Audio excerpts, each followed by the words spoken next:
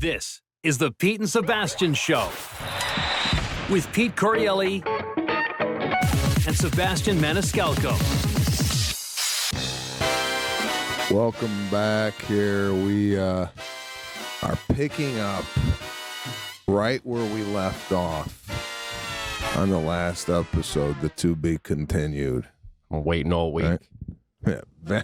Van Morrison, he goes up and he does about a 45-minute set. By the way, if you're just tuning in and you didn't hear last week, this is a continuation story from my performance at the Martin Scorsese 80th birthday party that I did this past week. So, okay, when Van Morrison is performing, are you back? And where are you?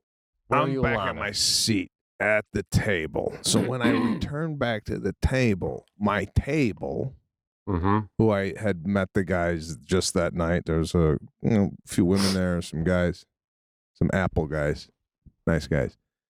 And they're like, "Oh, you killed it. That's great." Well, this is my table, so what are they going to say? No, it's not true. You're expecting a response that you get on a regular show. It's not this kind of crowd. They could have very much enjoyed it. I'm sure they really did. Okay. Continue. All right. I asked Lana, I go, "That was tough." She goes, God bless Lana. She's pointing out people in the crowd that didn't laugh. Oh, really? Right? She's telling me, she goes, "You see that couple over there?" She goes, "Not one smile." Wow. You know what? She would make a great mob wife. Right? She just hangs out at one, she goes to one wedding and she's like, "Watch Crazy Tommy. They call him crazy for a reason. I don't think he likes you." That's the way he was looking at it. So I can't believe she's giving you a no laugh, no smile report. Holy shit. It's fucking great. She's going, "I see the guy over there. He was text messaging during your set. He was on his phone the whole time." Like, okay. So I'm just clocking these people throughout the whole event. So Van Morrison up there, and I start texting while he's singing.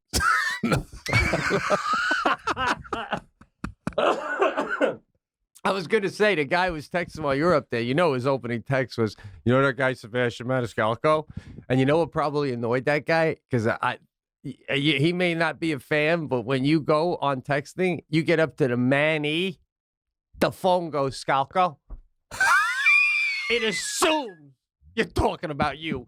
Apple and Google assume you're talking about you. So this guy, what way he needs to know. So, yeah, were you doing that? Were you like texting your dad going, "You like Van Morrison?" I mean, seriously, bro, I can't believe that's crazy. All right, continue. Put it this way, man. Yeah. I thought for years Van Morrison's name, that was just the last name. I thought it was like Scott Van Morrison, and he just went by Van Morrison. I thought Van Morrison was the last name. I didn't know it was Van Morrison. I thought it was like they just, you know what I'm saying? I called him by his last name. Oh, God, I got to be honest with you, bro. I love the guy. I've been listening to him for 45 years, but I just kind of thought it was Van Morrison, too, and that I never knew his first name. I thought he never gave it to us, Like, if you just went by Maniscalco and everyone's like, "The fuck is his first name?" He don't tell nobody, Oh, his first name is Van. I didn't even think about that. Wow. So, yeah, you're not alone with that one. All right. And don't worry, folks. I don't think there's a guy named Led Zeppelin either. I'm not that ridiculous. Did you meet him? No. All right, I'm getting ahead of myself. No, I didn't meet him. I knew he was performing. I knew he was going up after me, but they didn't know. The crowd didn't know. Okay. No. By the way, I just shut the heat off. It was getting hot. Even I used to call him Van the Man. I'd be like, "Van the Man," but I just thought I was shortening Van Morrison when I would do that. Wow, that's crazy. Yeah. Embarrassing. All right. So it's like Van Halen. That's what I thought it was. Like Van Halen. Isn't Van Halen? Isn't Eddie Van Halen? I thought this was just Scott Van Morrison. Right. Yeah, me too. I just never thought I knew his first name because it just went by Van Morrison. Yeah. Like, what's Bono's name? Oh, fuck. That's a great question. Do we have that? Again, if I was in a band and he was in my band, like I was the drummer and he came in, I'm like, and he's like, I'm Bono now. I'm like, oh, are you? The fuck is that? Bozo? Bono? Oh. But his name? Paul Hewson. That's Bono's name. Paul Hewson. Thank God he went with Bono. God. Wow. God. No, my God. I love you too. With Paul Hewson. God, Paul Hewson is the best lead. Oh, it sounds horrible, man. Here's my question, deviating off the path here of the party.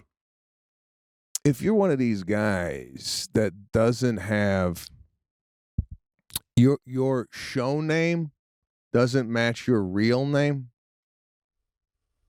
Example, The Weeknd, right? Right. Does his mother call and go, "Hi, Weeknd"? Or do they call him Bono? Or does the band call him Paul? Right. That's no. And well, the other ones too are like, even just taking comedy, you know, Jeff Ross kept Jeff, but you know, who else? There's other comics that change their name. Well, Sinbad, does his mom call him, "What's up, Sin"? Well, Sinbad, yeah. So The Weeknd is Abel. That's his name, Abel. Abel? So, I thought yeah. The Weeknd was the name of the whole band. There's one guy called The Weeknd. The Weeknd. Well, Yeah. That's not a real name though. It's like it's a thing. It's The Weeknd. That's how big the guy is. He just took the part of the week. It's just took it. Like I could call myself Two Birds of a Feather, something like that. That's it. It's my name. Right. I mean, that's not even a name. It's a phrase. It's like I could see it as Weekend. So like The Rock, you know, now he goes by Dwayne, but like that's what I'm getting at. Do these guys go by their real name around close friends and family, or does Bono's mother call him Bono now? Right. And does he make a statement going, "I go by Bono now"? I don't know. Just an observation. I'm only responding to Bono. So I'm Sting. getting Sting. Another one.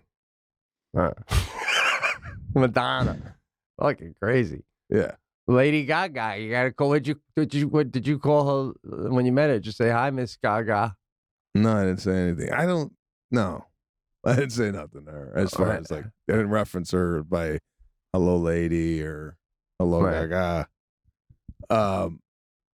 Did you know that traditional bed sheets can harbor more bacteria than a toilet seat? It can lead to anything from acne, allergies, stuffy noses, and it's just gross. A Miracle brand offers a whole line of self-cleaning, eco-friendly bedding, such as sheets, which, by the way, we put on. They fit perfect. My wife says so many times sheets come on and they're too big. These sheets fit perfect. Now, using silver-infused fabrics originally developed by NASA, Miracle brand sheets are thermoregulating and designed to keep you at the perfect temperature all night long. So you get better sleep every night. So listen up, everybody. Go to their website. It's trymiracle.com/thecast. to try it today, or gift it to someone special for the holiday season. And we got a special deal for our listeners. Save up to 40% and be sure to use our promo code THECAST at checkout to save even more and get 3 free towels, Pete. Wow. And Miracle is so confident in their product, it's backed with a 30-day money-back guarantee. So if you aren't 100% satisfied, you'll get a full refund, but you're going to be satisfied. We're using them in the Correale household. And I'm not making it up, man. My wife's cooler at night. They fit perfect. They're nice and comfortable. And, you know, you save a little bit of time on laundry. So upgrade your sleep with Miracle Brand. Do it, man. Go to and use the code to claim your free 3-piece towel set and save over 40% off. Treat yourself, a friend, or a loved one this holiday season. It's not over, baby. There's still time. Thank you, Miracle Brand, for sponsoring this episode. Go to trymiracle.com/thecast. Again, that's trymiracle.com/thecast. Okay. So anyway, So you go back to your seat. back to You my just finished seat. performing. Van Morrison is on stage. So 2 Van Morrison songs. Let's say his most popular song, Brown Eyed Girl, and there's another Right. one. What's the other one? And it stoned me to my soul. What's the other biggest? How does Moon Dance go? Moon Dance. There's a marvelous night for a moon dance. Okay. Yeah.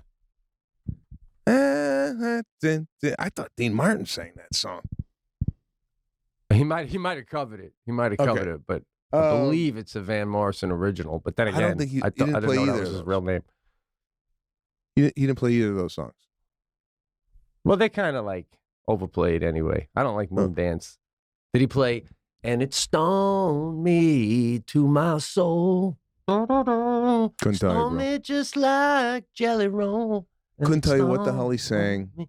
The whole time he was singing, I was thinking in my head, what just happened up there? I was just pining over the set, Right. Whatnot.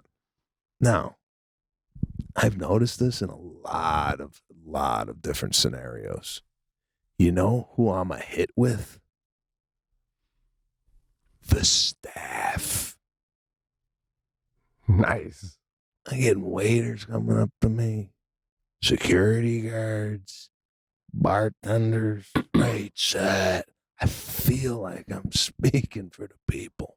That's it, bro. That's what Mhm. really matters. The working man and woman. Working man. Tell you what, you get a compliment from a busboy that wasn't born here. Fuck Spielberg.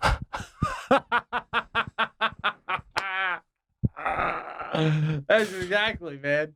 Exactly right. The paying customer. Yeah, Yeah. man. The regular. So, I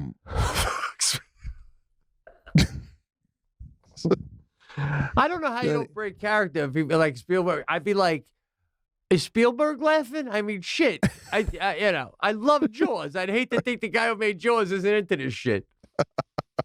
I'd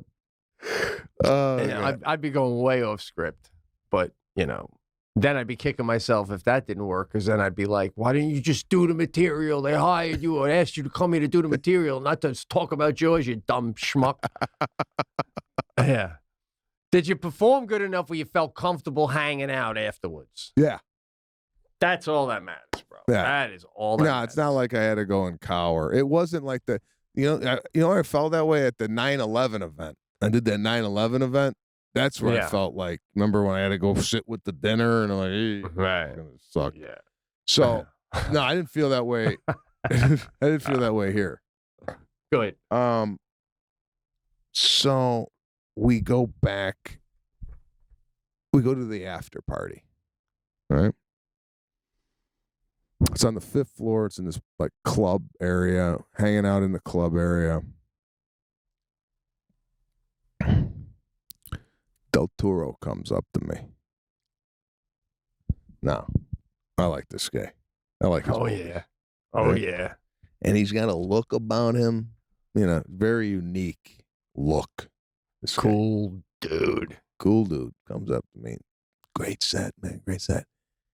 And he's like, it's just the way he was talking. Bro, I felt like I was in a scene from Sicario. I thought a black van was going to pull up and take us out.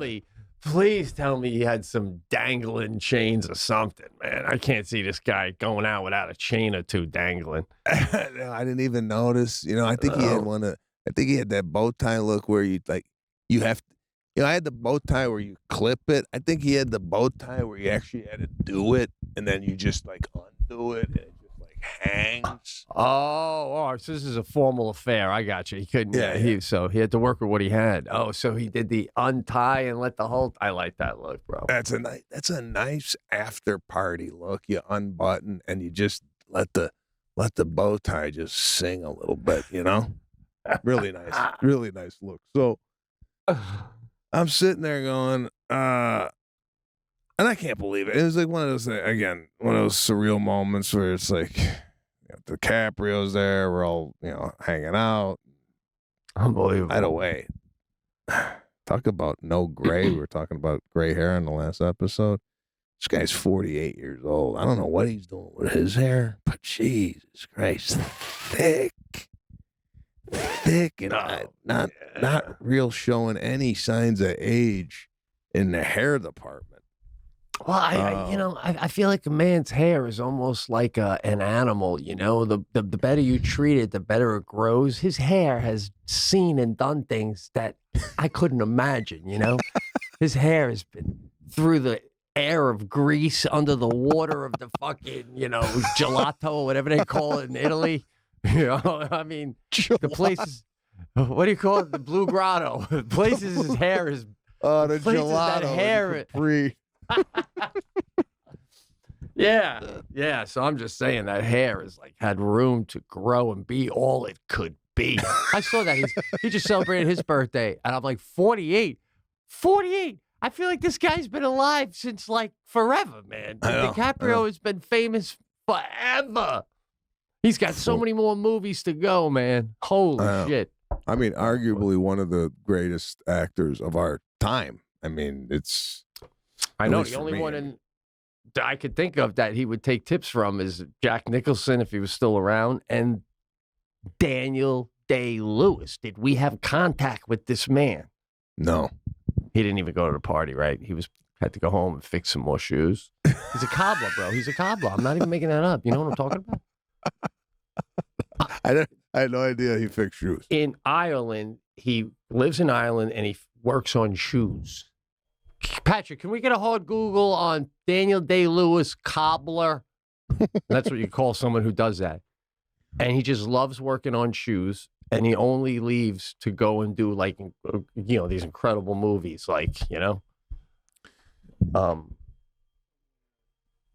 anything. Probably so many pages on it. So he goes, if he's doing a movie, right? For example, if he's gonna play my father, and let's say if we picked him to play my father in my movie, yeah, right, he would go live with my dad for 3 years. Listen, I know your mom listens, and I don't want to offend her, but he would try to sleep with your mother.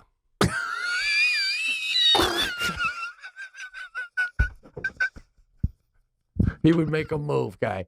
He'd go over with flowers and make love to your mother.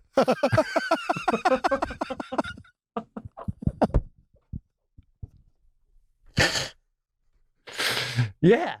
The guy, when he did Lincoln, apparently there's this 6-second tape of Lincoln talking. It's this recording of some sort. It's one of the first known recordings in the history of the world. He took that 6-second thing, he got his hands on it, and just took it and listened and listened and listened and listened, and then comes out. I mean, he made a whole vocabulary around 6 seconds. He picked up Lincoln's entire dialect from 6 seconds. And here's the cruise line joke, and we know it's accurate because Biden grew up with Lincoln and said that's exactly how Lincoln talked. And don't forget to get off tomorrow. We're going to hit St. Thomas. You're going to love it, folks. We got some tours lined up. You can swim with the dolphins. It's going to be great. Thanks for joining us on Carnival. I wasn't on Carnival, though. I forgot what I was on. Norwegian. I was on Norwegian. Right. Patrick, if you could possibly find the 6 seconds, maybe we could throw it up here. Nothing on the cobbler. I mean, what is going on? I mean, we got verification that he was. Did. Yeah, we got verification. He is a cobbler. Yes. I didn't know the guy was Irish. He's got an accent.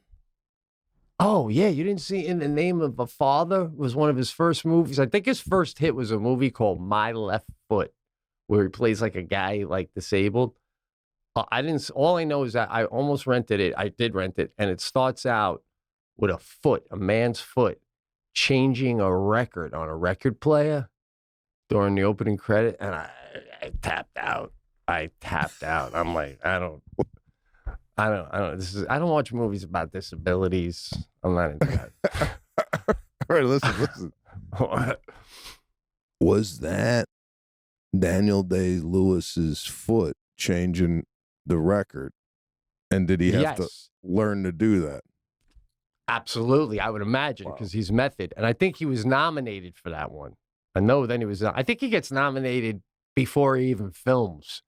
Like, before they even start filming Lincoln, they just fucking check the box and a seat for him right next to Meryl Streep. I swear to God, bro.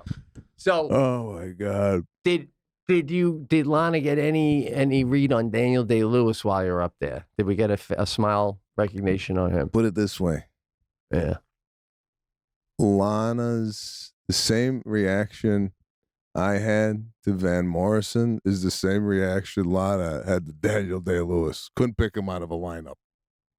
Right? Really? Yeah. Yeah, she don't. Yeah, no, but that's his thing anyway. He remember, dude, Gangs in New York with him and DiCaprio? Holy shit. Guy's insane. This guy, I bet you, this guy doesn't have any social media. This is the type of guy. Oh, yeah, no. He makes shoes and he acts. And that's it. Right.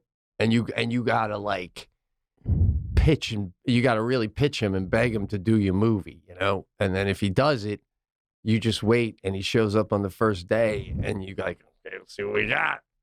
You know, and you're like, holy shit. I mean, no auditioning, nothing. Just boom. From stocking stuffers to white elephant gifts, Manscaped's products are at the top of every wish list. Help all the men in your life go from eggnog to nice hog this December, if you know what I'm saying, by going to manscaped.com and using code THECAST for 20% off plus free shipping. Now, Manscaped is a one-stop shop for all your holiday needs. They have the perfect gift in the Platinum Package 4.0, plus loads of little present perfect for stocking stuffers. Now, listen, you know me. I'm totally into men's grooming, and Manscaped not only has given me more confidence, but has saved my marriage. All right? Manscaped offers a handful of their liquid formulations, shampoos, body washes, upstairs and downstairs. Guys, they got deodorant for the downstairs set, gels, exfoliants, absolutely everything they could need to keep it clean. That's true. Dad has nasty nose hairs. Save his life with the Weed Whacker nose and ear clipper. There's the new Persevere cologne that brings a light, breezy, woodsy feel. You put this on, people think you build your own furniture, and gives you that fresh scent even after the holidays are over, baby. Get 20% off and free shipping with the code THECAST at manscaped.com. That's 20% off with free shipping at manscaped.com, and use the code THECAST. Manscaped, for a perfect gift that will be the holidays' biggest hit. Now, let me ask you, because obviously not kind of world, but if you do that show, regardless of how it went, it obviously went fine, well, can you go to somebody there or something and say, hey, is it possible? I'd really like to say hello and introduce myself to Daniel Day-Lewis. Just say what a fan I am. Just say, I'd like to say hi and tell him what I think. Yeah, there was an opportunity to do that. I mean, you can. I mean, I could have went up to the table and said hello. Because once you're in that environment, it's like, for example, I'm excited for your 50th and Lana's 40th. I mean, bro, that's got to happen, that party. And once you're in that party and you're in there, then, all right, you're in there now. So technically you have it's okay to go up to anybody and say, hey, how you doing? Da, da, da, da, da, right? Yeah. They can't go, you're coming up to me. I'm in. So if you're in, it's all, you know, it's. So how do you go up to Daniel Day-Lewis and be like, dude? I was still wondering. Well, bro, I was looking for security to say you need to leave. You're looking for security, and then they go, "Why would you want to leave? You killed." And you're like, "All right, now I'm confused.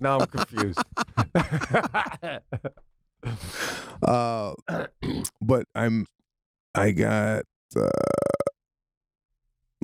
Scorsese was sitting down on a couch, and I hadn't seen him. I talked to him at cocktail hour, right? For a little bit. How you doing? What's that? He's just talking about his movie that's coming out, the DiCaprio and De Niro, this Son of the Flower Moon, or I forget the name of it. So here, I didn't tell you this, bro. I'm gonna get your take.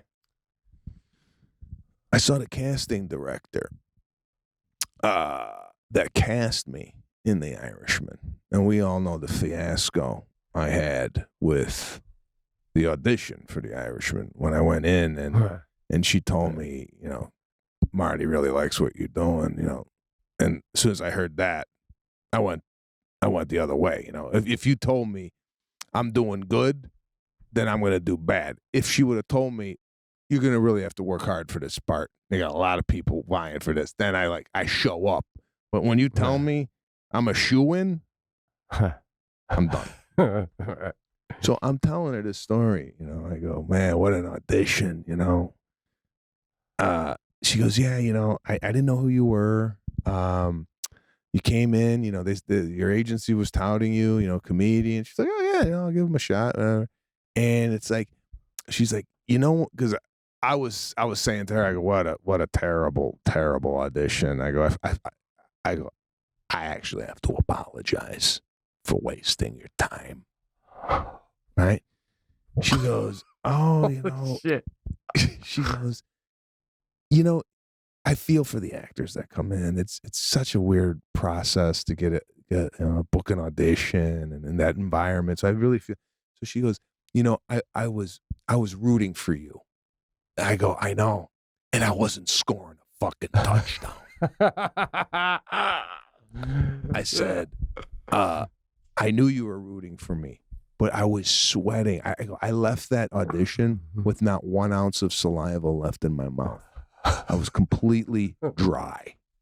I just sweated it all out. And then she goes, well, you know, you came back and you sent in the tape, and then, you know, and I go, what do you mean? What is that? She, you know, she's kind of like she starts to hem and haw. I go, just tell me, what happened? She goes, well, your agency basically said, we'll name a wing of our agency after you if you give them this part.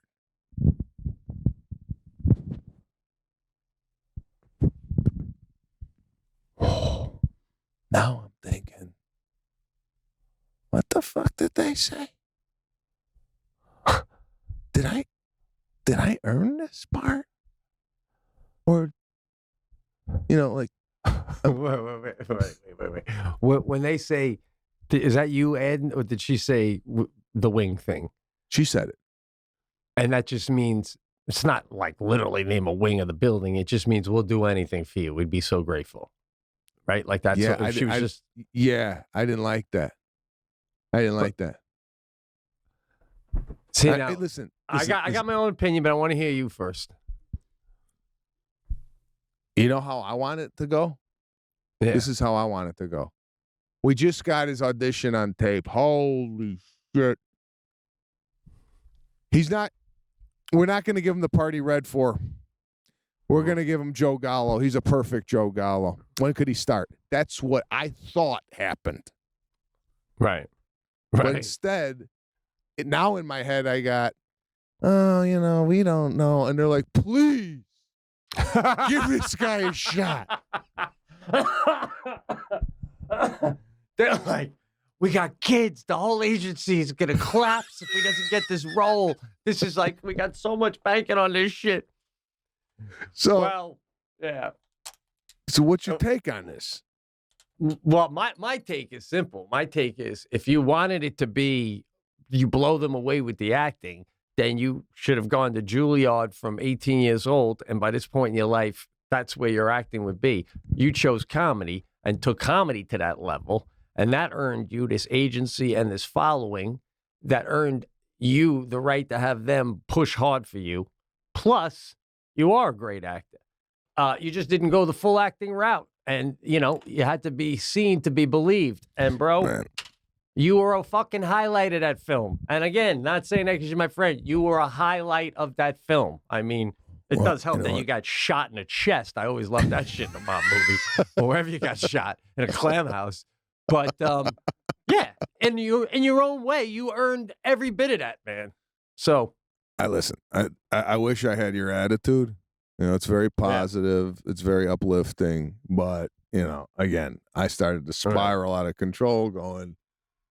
I went another step. I go, did they beg for me to get in to perform at this party? Oh, God. You know how many people we asked that said no before we got to you? You don't think we went to Chappelle, the Chris Rock route, the Kevin Hart route? Of course we did. We even asked Bill Burr and promised him a part in the next Scorsese gangster thing. And so here we are with you. Oh, shit. God. Of course not, bro. Of course not. So what did you did you say that to her? Like, what did you say when she told you that they promised us a wing? Like, what was your response to her? Well, here, this is what I wanted to kind of bring up to you too. Someone else came in the conversation at that time. Do you ever get this? You're at a party, right? And someone comes, you're talking to someone, and then someone knows the person that you're talking to, and they come like, hey, how you doing? I never interrupt a conversation that's already taken place. Or I never, like, if I know the person, I never, like, stand and wait till they see me in order, you know what I'm saying? Like, right. I just leave that alone. And I get them at the bar, or I get them when they're, like maybe looking at their phone, not in the middle of the conversation. So this woman comes in, and then it's one of these things where, how long do you stay in a conversation with someone when they're now talking to that person? How long do you give it before you go, like, what's the stay time? Oh, God. I usually do I do a back out before the pull in is even done. So this person comes in with a hi, and I'm like, bye, like that. You know what I'm saying? I do it all within the same, okay, yeah, good to see you, out. Did you feel any sense that woman was doing a save me to a friend? Like, not that like, no. Was he talking to you about the part? I thought he was. Oh, God, thank God you came over. He was asking. I told him that they renamed the building after fucking us. No, this was a blind come by. She came from the back, this woman. So there's no way there could be any signaling of get me out of this. It was, hi. And then I was like lingering for a little bit.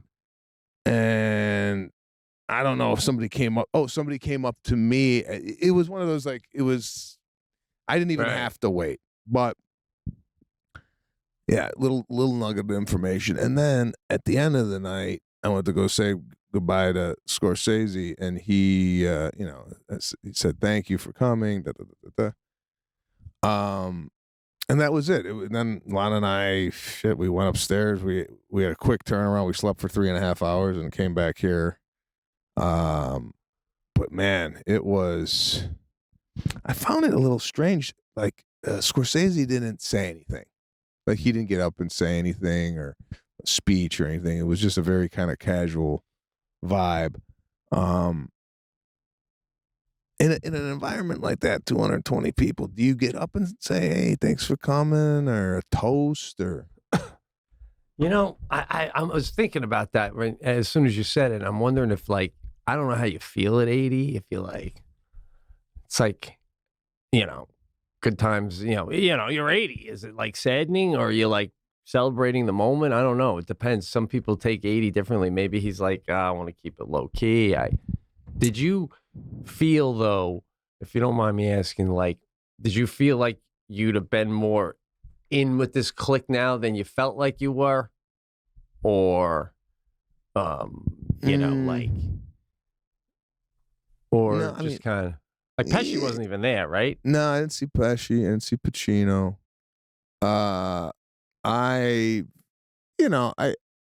I hung out with those guys in a social environment, which I don't get to do a lot.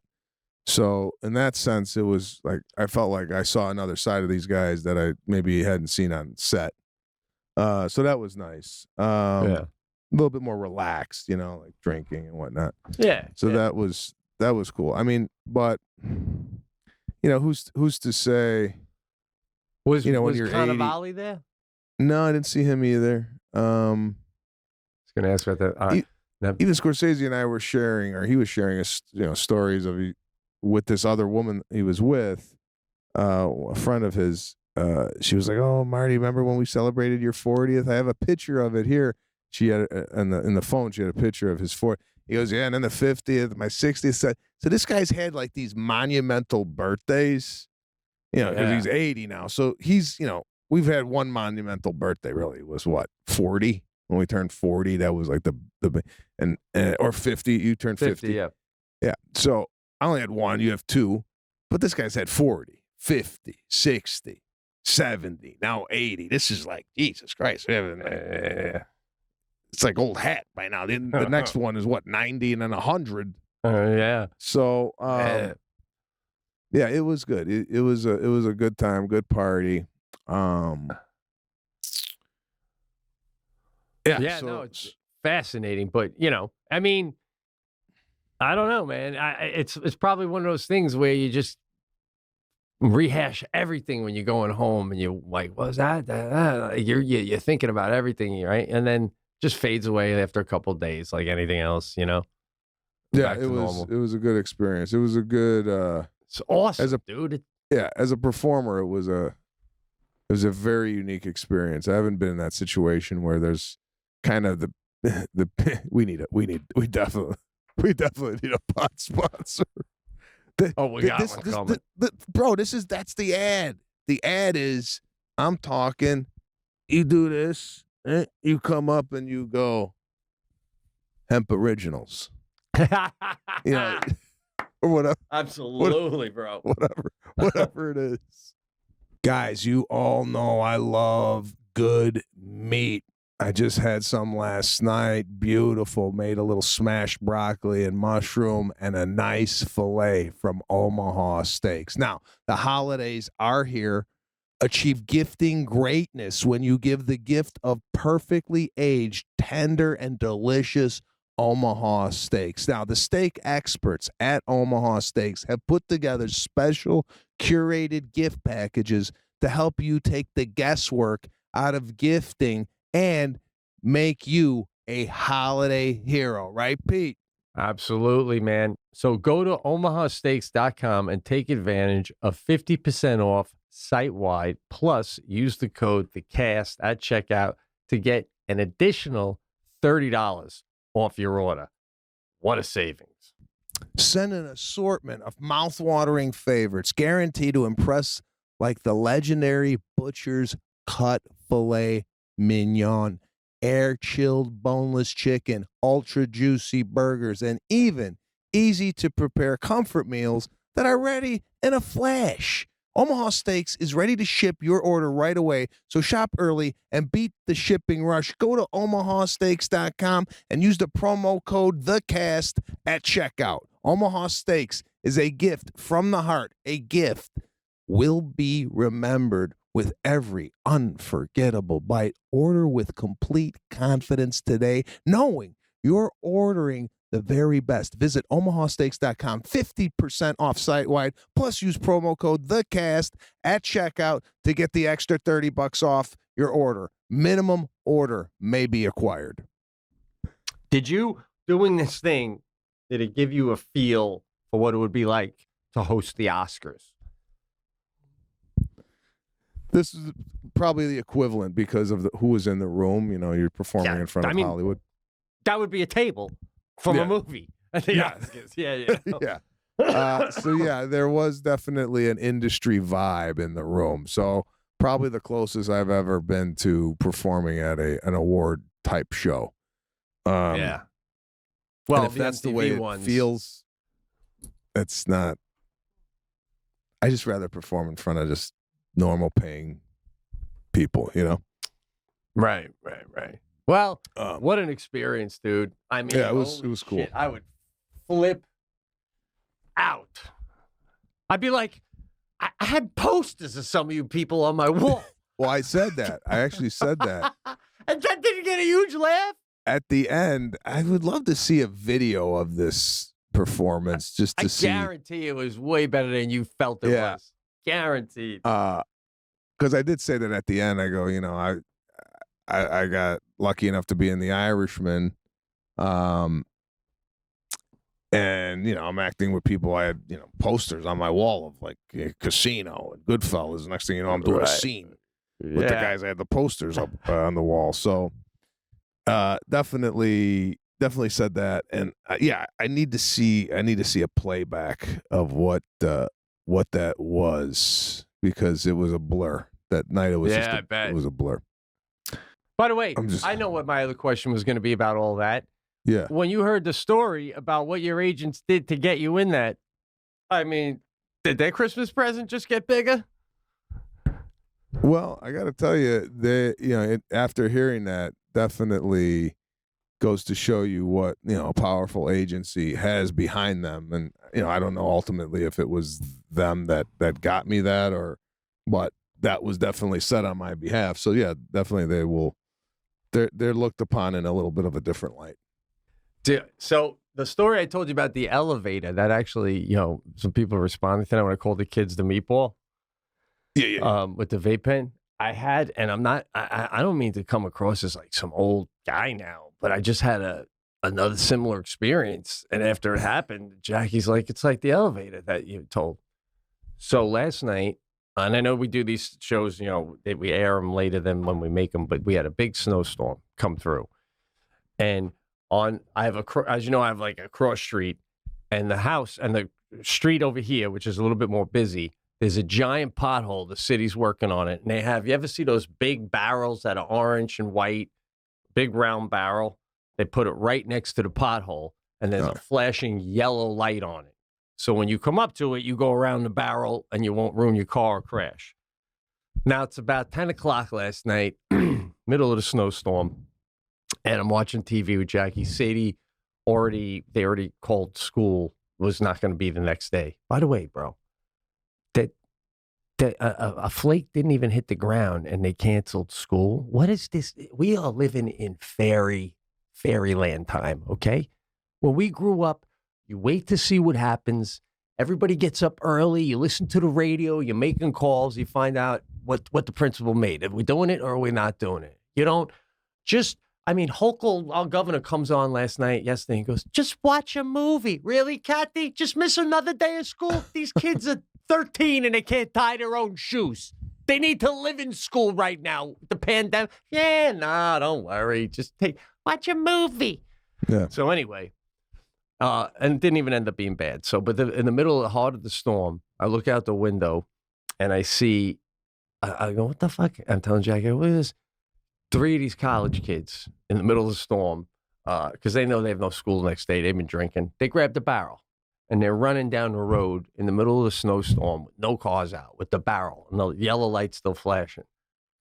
So I go up to the window. I'm like, look at these fucking guys. So they take it through. Wait, hold on. Right.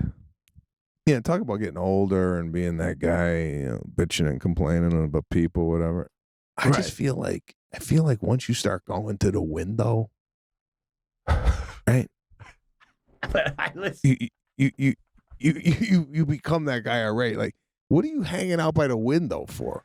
I'm not. When I'm at my couch, it's L-shaped, right? So I got, I mean, my TV's here. I got a window here, window here, window here. And Jackie goes, her whole life, she likes to go with almost no light when we watch TV. It's almost like a freaking movie theater. That's just how she likes it. Always with candles. And she likes to keep her windows open. She doesn't want people to be able to see in, but she likes to be able to look out when we're watching TV. So I see everything going on. And on Thursdays, Fridays, Saturdays, college kids go out drinking, so there's a lot more pedestrian traffic at night. So like last night, beginning of the night, a dude's backpedaling. He's backpedaling down the sidewalk real slow, going like this. Now I'm watching TV, and I go, the fuck is this guy looking at? I go, Jack, is this fucking guy, look at him backpedaling. What the fuck is he? And then he backpedaled out of my window sight, but she's sitting here. I go, you still got eyes on him? She goes, yeah, I see him. I go, what the fuck is he? And she goes, I don't know, Pete. Why do you care? I go, a guy's backpedaling past my house in a fucking snowstorm at 9 o'clock, and I'm not allowed to go, what is this guy doing? It's bizarre. All right. So I always see what's going on. Right. Okay. So now I see, it's like someone, let's say someone in the neighborhood you don't like. Someone will come by and go, here comes, I've taken a fake name, Susie. Here comes Susie. Oh, yeah, here she goes. Where you going? Oh, yeah. Well, you have comments. No, absolutely. My grandfather used to do this. He used to go to the window, and there used to be a drape, and then he used to like, it's like a sheer drape, but then he used to like, what the fuck? And he would comment on the neighbor. Look at he's pulling weeds again. This guy, he don't got no grass, but he's pulling weeds. So that's it was gold always in a TV show. That would be gold. You don't even need to see what he sees. Just hear the guy. You know what I'm saying? Oh, beautiful. So okay, so the kids got the barrel. So they got the barrel, and they're walking through the snowstorm up the street with the barrel, and there's no cars out, and there's a college house a couple doors up from mine on the left-hand side, and I'm watching them now, and they get up, and I go, oh, look at this, Jack, these fucking idiots, they can't get it through the doorway. The bottom of the thing is too wide to fit through the doorway. So, and now they're talking, and the light, you can just see this flashing yellow light on their driveway and on their porch in the middle of the snowstorm. So I get up, I go out to my door, and Jackie goes, where are you going? What do you, she can't yell too loud because it's Sadie sleeping. She goes, what are you doing? I open up the door, right? And it's like, when it snows and it's so quiet because like it just kind of cushions everything. So I open up and I go, dummies. And they look over. I go, put the sign back or I got to call the cops. And that's it, right? And they go, okay. And I close the door. And she goes, why do you even get involved? You're making me a sitting duck. I go, a sitting duck? They're drunk college kids, and I'm trying to keep them out of trouble. They grab the thing. You see them running back through the snowstorm. They put it exactly where it was. Then they come running back up, and they bang a right to go to another house down here, right? I go back over. I open the door, and I go, thank you. And as they run, they go, you're welcome. And they're off. And Jackie goes, why do you get involved? And I'll tell you. And I go, Jack, because what do you think they'd rather do? You think they'd rather go get drunk right now and go, holy shit, you think he called the cops? I hope he didn't. And then have a good time, play in the snow, go get drunk, wake up tomorrow fine. Or do you think they want to wake up tomorrow and find out a car in the snow went 30 right over that thing, hit a tree, and somebody got hurt, and now everyone's wondering what happened to the barrel? I go, I'm doing them a favor. I got no problem with these kids. I've done that shit, and I'm just trying to keep them out of trouble. That's well, I hear you, and but I'm going to flip it around, and I'm going to take it from Jackie's point of view here. Yeah. And I would think Fredonia is probably the closest you would get to 1950s Americana. I'll take that as a compliment. I love it, bro. Yeah. And I'll give you an example. If I were to do that here in Los Angeles, with 3 college kids, my house would be in flames the next day. All right? Yeah. They'd torch the fucking thing to the ground. Like, because that's what you're dealing with. Like, in this day and age now, there isn't no more, like, respect your elders, holy that guy's going to call the cops, we're going to get in trouble. I was a little surprised. I was a little surprised at how respectful they were of me when I said what I said. And I didn't curse or anything. I did threaten law enforcement, though. I'm shocked that you even got, that. Normally, the way things would normally happen today is you would say, put it back. And they go, what the fuck did you say? And next thing you know, you're getting your ass kicked on your own driveway. Running towards my house and shit, right? Cut his phone line. Holy shit. It's the purge. It's the fucking purge, Jack. Get the kid. So that's where I kind of like toe the line in some of these things where you're just like you blow it off. You're like, I don't want to get involved because that I got the type of luck where if I did ever say something, it would be more of an issue than what you just witnessed was very respectful. They kind of probably got sobered up really quick. They put that thing back and right, like you said, 1975, really all over again. The good old days. If you haven't finished your holiday shopping yet, don't panic. I'm not kidding. I'm talking about Uncommon Goods. I went to Uncommon Goods to do a little browsing for the Christmas season. I got my wife these 2 shot glasses made of Himalayan salt that you put tequila in. I got to tell you, Uncommon Goods, this site has these kind of gifts that someone in your life is never going to find on their own, but you're going to just look at it and know, oh, they'll love that. They'll love that. So do it, man. It's incredible. No, listen, Pete, I hear what you're saying. The Himalaya salt tequila shot glasses, God. I mean, come on, when's the last time you've seen that at Target? Uncommon Goods has unique and creative gifts, often handmade by independent artists and makers. I mean, these people are sitting in their homes making limited amounts of goods. Support them. Skip the gifts that scream last minute and find something truly original. And with every purchase you make at Uncommon Goods, they give back $1 to a nonprofit partner of your choice. They've donated more than $2 million to date. So, to get the 15% off your next gift, go to uncommongoods.com/thecast.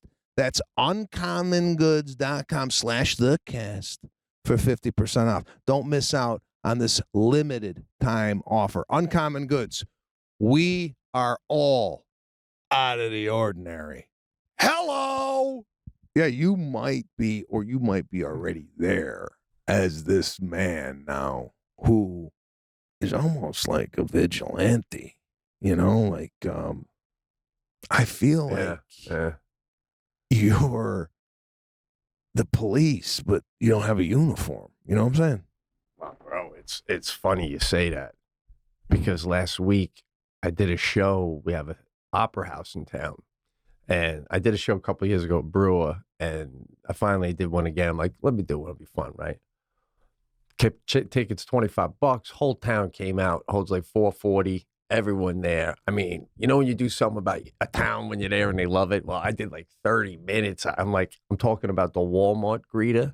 I go, have you guys come across the guy? If you come in the pharmacy entrance, talk about taking work in your pride in your work. This guy, every time he's not even an old guy. Be it you come in and he's like, "How are you? Have a great day." And I'm telling them how I forgot to get something. And I go back in the Walmart 2 seconds after I was leaving, and he tells me to have a wonderful rest of my day. I come back in, and I'm like, this guy just says that. He looked at me, and he goes, "Welcome back. You forget something?" I'm like, facial recognition. This guy. So I'm telling Jackie about him, and we're coming out of Walmart the other day. And I go, "Jack, the guy's unbelievable. It's the day of the snow." I go, "This guy, yeah." As we're coming out, I go, "How are you, man?" He looks over. He goes, "Good." He looks at Jackie. He goes, "Get home safe in this. I hope you're going home." And she's like, so anyway, I bring him up to the town. They're dying, right? They all know him. It's like, yeah. But hold on, man. I don't want to like steamroll over this guy. 1 second. Mm-hmm. Love this guy. The way you're portraying this guy, I don't like him. No, you would like, bro. I joke with the crowd. I go in there just to be cheered up. Yeah, it doesn't sound authentic. This guy sounds like a robot. The way you're doing it. Hey, welcome back. What is this?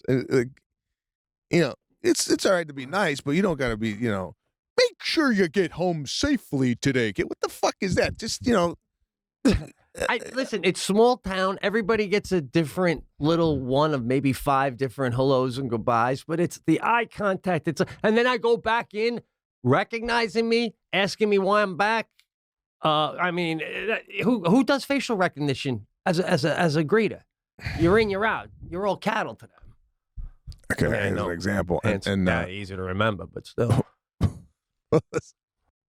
This reporter was interviewing Deion Sanders, the coach now. Primetime, baby. Yeah. Primetime. He's coach of a college football team now. I forget which one. Yeah. Right? It doesn't. You can't even go play for him now because he's.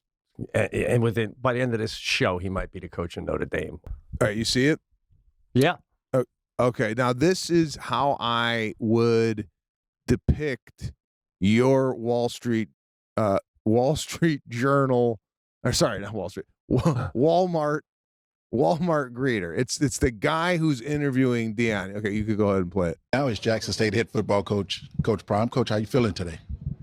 No, straight up. I always ask you how you feeling. You was not talking like that just 2 minutes ago.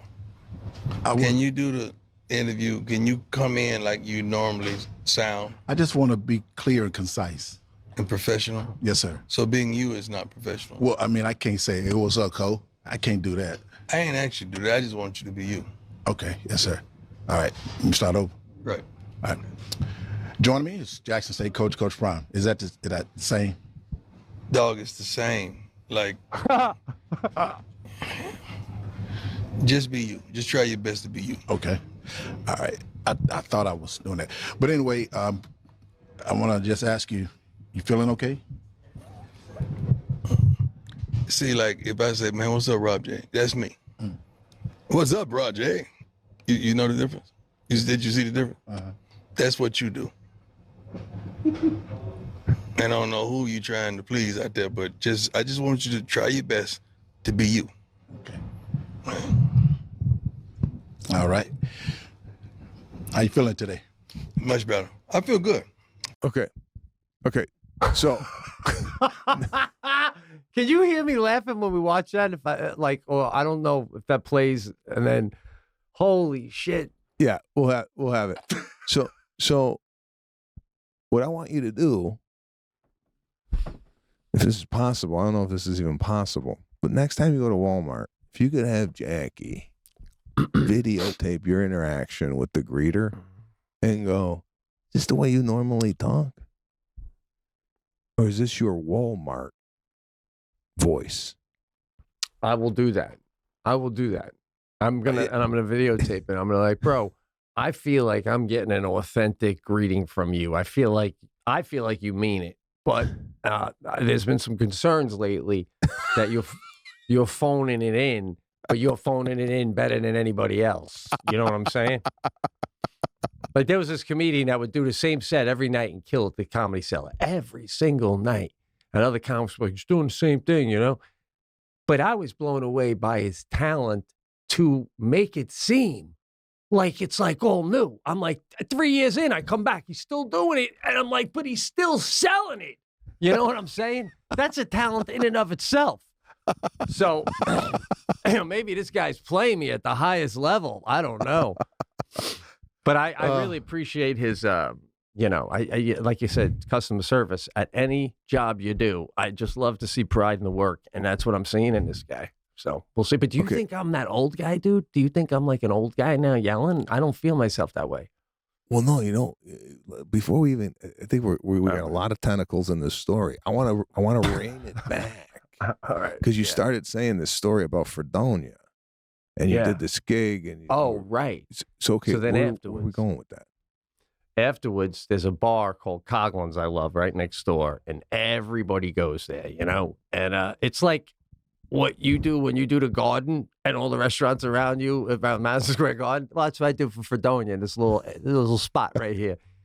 So anyway, it was so fun. Like even people had some Cash shirts on, and I'm looking at them going, I'm like, you're in the heart of it. Because where I perform, I go to the left is the post office. I go right to my right is the T-shirt place. I go, it all happens right fucking here. So we go over to the Coughlin's. Again, the owner of Coughlin's, Joe Coughlin, great guy. Like just constantly, anything I wanted, my friends, with me, free drinks. I'm like, oh, you don't have to do that. He goes, there'd be 12 people here tonight if it wasn't for you. Thank you so much. Everyone's having a blast. Such a great time. Now, that night, I meet the Fredonia police chief. and I hang out with him and his wife for a spell, and he's just like the nicest, coolest guy. And I'm like, I hear about these reactionary times in neighborhoods where the cops don't come for like. He's like, not in this town. Not in the, and I go, oh, I know. Then he hits me with it. You need anything? You let me know. Blah, blah, blah. I feel like Herschel Walker, bro, without the badge. I swear to God. You know what I'm saying? I am locked in. I think I could have arrested those kids last night. I could have went out there with a couple of zip ties and put them in a room and took them down to the clink guy. I'm telling you. I was fucking deputized in Coghlan's. Okay. Bro, if Caruso would have won, you could have been arresting people at red lights, guy. Are you kidding me? You could have just got out of your car and fucking waved down the guy to stop.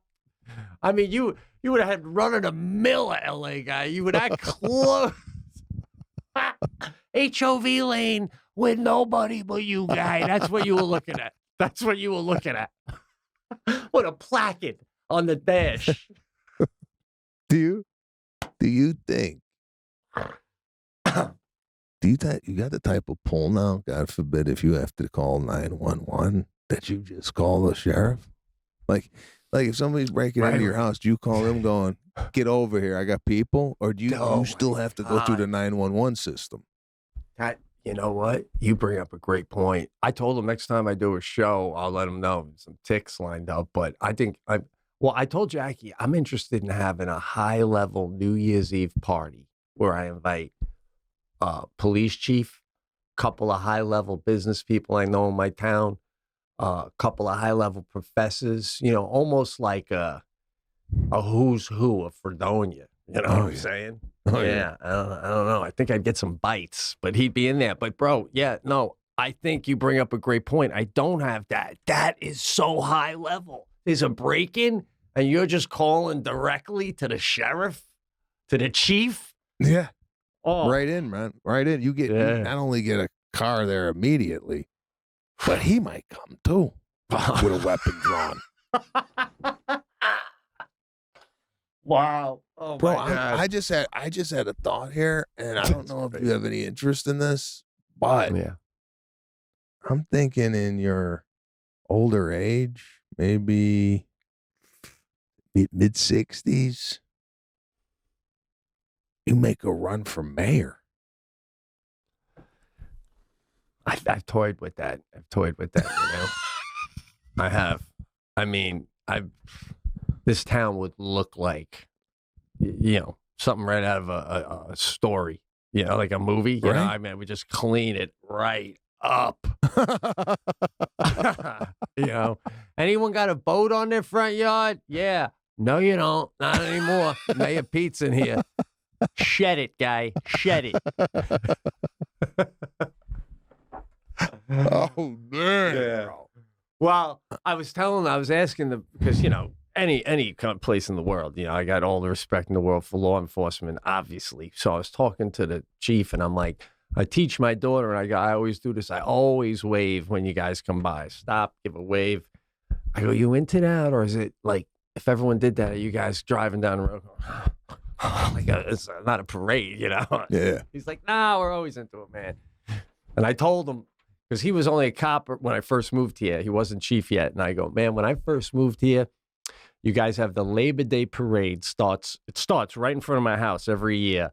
All the bands line up, and then it shoots right down Main Street. And Sadie we were doing the cast then. Sadie was like a year and a half, 2 years old. A year old, yeah. And we're out in front here, and they got cops on horses that are going to be a part of the parade. And I got Sadie, and one of the cops looks down, does this, like give me the kid. I took Sadie. He put her right up on the police horse with her, just doing a little gallop in front of my house, took a photo. I mean, it's like you said, right out of the 1950s. All right. And it's amazing the topics that come up during a conversation here. It's just never a dull moment. I want to ask you this. Yeah. For a criminal, if you could put yourself in a criminal's mind, if he's looking to do, I don't know, robbery or looking to smash and grab on Rodeo Drive or wherever it might be. Yeah. Do you think it's more of a statement to have police patrolling on horsefoot opposed to a car? Like if a criminal like looks to the right and he sees two cops on horses, do he go, fuck, I ain't doing this. What's your take? That's exactly what you said. Even in New York City, when I lived in the city, you see a cop driving by, you're like, whatever, there's a million cops, you know. Next thing you know, you hear cluck, cluck, cluck, cluck. You're like, holy fuck, put the weed away, put the weed away, put the weed away. Fucking horse. This is not fucking, but we are not fucking around. Turn around, you just got a fucking horse tail in your face. That is no joke, bro. I would have to think if you are a criminal and see a horse and a human, right? So you got like it's two live entities, right? Right. And you make a move as a criminal, and he goes, "Hey!" and he starts coming at you with a thoroughbred. My God! I don't think you get any more authoritative than I'd say a horse. I don't even know if I could quickly think where could I go that a horse couldn't get. You know what I'm saying? Like I'd go running for the steps, and I'm like, you idiot! The horse is just cluck, like, you know. It's just yeah. I mean, that's it. Like with the car, right? Let's say you're on foot now. Like let's say you're on a car chase, then they get out of the car. Now you're on foot, right? Yeah. You figure if you bring a horse into that element, you get out of the car. I mean, I think on these freeway chases, they should have a horse right alongside the car. No shit. What's the top speed of a horse? Can we get that up on Google? Oh. Like, what would you say a top speed of a horse is, miles per hour? Well, with a man on it, I guess it's different with a man on it, but you know, like, I don't know. Maybe I think a city horse could probably get up to about 40, 45. No? Okay. I mean, but an Arabian wild horse, I don't know, fucking 72. Okay, there. Normal speed on a horse, 44 miles an hour. All right? That's normal? That's normal. On a healthy, fast horse. The world record, 55 miles an hour. All right? Oh. In comparison, a greyhound dog, 48 miles per hour. Right? Wow. So you could probably, in a residential area, on a horse, chase down a car. Oh, yeah. Because you could cut front lawns, jump over fences. Yeah. Easily, man. And then when you get there, you're like 8 feet up. You ever go to Thanksgiving Day parade in New York City? They always got the horses like they're keeping the crowds in check. And you're like, oh, Jesus, all right. And they always pretend they're losing. Ever see when they lose control of the horse? And they're like, oh, easy, girl. And everyone's like, dude, what the fuck? He don't even have control of it. Everybody back up. Everybody back up. He's going to get bucked. Well, and the next time you talk to the sheriff, here's another thing you got to do. I'm going to put you on a little Fredonia field trip. When you talk to the sheriff next, are they at the police meeting going, all right, listen up. We're going to need 4 cops on horses. Any volunteers? Or do they go, Jackson, Thompson, you're up on the horse this way? Like, how do they pick the horse cops to the patrol cops? What's the... I think there are a couple of guys that they're not on 24-hour horse patrol. Like we don't have horses patrol right now, but when there are horses, it's these 2 guys and their horses. Well, there was shouldn't say that, man. There was 6 of them. I don't even know where they get the horses for this thing, man. What are they doing? Anyone with a horse who's a cop, come on down. Well, yeah, I mean, are they sitting around the table at the precinct going, look at Jack, you ride horses, right? Yeah. You still got Betty? You got Betty? You still riding up from time to time? Yeah, and are these police trained horses, or are they just farming out like a horse from a local stable? Going, you mind if we throw a police sheet over to your horse and he's gonna gallop around town a little bit? Or do they got like a police stable for these things? The horses all seemed particularly big, and all the cops were in uniform, leather, the straps they would wear on the horse. They looked like they rented these guys from Central Park, man. I mean, they were top shelf, the horse and the cops. So I don't know where that came from. You're bringing up another great point, man. But it was, there's a guy I should ask too. There's a guy. This is funny. He's a real nice guy. He's a cop. He's got the canine, and he brings the canine. He has to his home. He has a separate cage for the canine. It's like family, right? So he's the cop. When they go, we need the drug dog, they bring him in. His daughter and my daughter do stuff together. He's a real nice guy. Before I went to Germany, I asked him, I was like, with these dogs, can I get through a little weed? And he laughed. And he's like, you could have a crumb and they'll find it. And I'm like, yeah, right. Brittany Grenier scared it from everybody. But anyway, but he's got the dog, but he also keeps the cop car at his house because if he ever needs the dog, the dog gets right in the back and goes. So I was talking to him recently, and I go, bro, the cop car in the driveway is like such a guarantee of never having a problem with like a burglary. I'm thinking about getting. Can you just get a fake cop car that just permanently parks in your driveway? I thought about this. Right. When I was living at my old house, I was thinking of getting a cop car right outside the house to deter any home invasion, any robbery, what have you. Right. They're like, a cop lives there. I ain't going in there. Yeah. But I said, what? I asked, I don't know if someone in law enforcement, I had a conversation about this. Oh, it was actually private security. They said, if your house is getting staked out, they will know if that cop car is a legitimate cop car or not. And also, if you keep it in the same place, if they're casing the house, they'll notice that car doesn't move, knowing it's a plant. Because sometimes you'll see a plant car somewhere, and you go, okay, that's a plant. Like even like on a busy road, they'll put a cop car, no cop in it. Yeah. Just so you slow down. But after a while, you start to go, okay, I know nobody's in that car. It's just the deterrent, right? Yeah. Same thing with the neighborhood.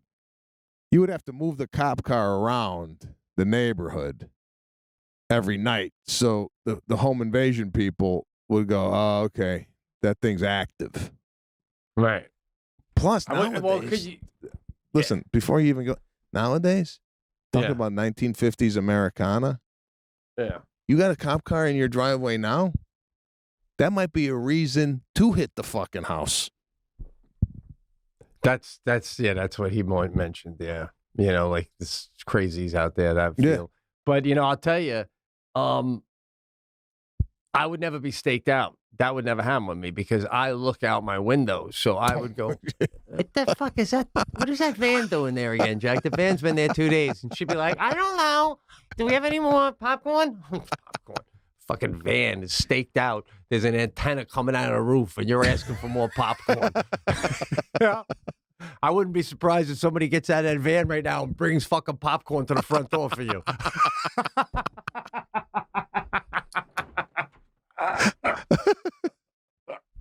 Oh, God. Oh, you got a safe room, by the way, like a panic room, like Jodie Foster? No, it's another thing I thought about. This was back at the old house. Yeah. We were like, all right, you got a room where you go and you shut it down. It's got like food in there for about 3 months, artillery, grenades, what have you, and then you just lock yourself in, right? I looked at having that done.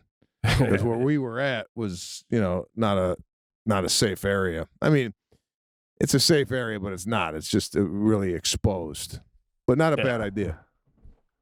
Well, even like I see all these bunkers now, I tell you, I get a little jealous sometimes. Like I saw this high-end bunker on, I think it was 60 Minutes or something, where you could spend a ton of money. But assuming if there was a nuke and you have enough time to get to this place, if you're a member, bro. They show it to you. It's a bunker, and it's like got a swimming pool. Yeah, I saw it. And I get a little jealous, like knowing I'm gonna get fried, and these people are gonna be playing Marco fucking Polo down there. You know what I'm saying? But on the flip side, when they come out, what are they coming out to? Ash? You're gonna hang out in ash for the next 30 years? You're gonna wish you got wiped out when I did. That's what I'm saying. So, like, if everybody gets wiped out above ground, right? Right. Yeah. Everybody's dead, but you're underneath. How do you know when you could come back up? Like nobody's reporting the news because everybody got wiped out, but you're in a swimming pool 80 feet under the earth, and what do you just live down there the rest of your life? Well, I would imagine, you have all these people that pay the money, and then they got to have like a lotto with like 10 people that you're the go up check guy. So that means you're in. But when we think it might be good, you guys go up one by one. We're going to watch you through the telescope like a submarine. And if you melt, then we're going to wait another 3 months and send another dude up until one of you don't melt. Who wants to be in that bunker anyway? It's going to be everybody that you just performed for at Marty's birthday party. Anyway. Do you think Bill the Butcher's going to be in there? No.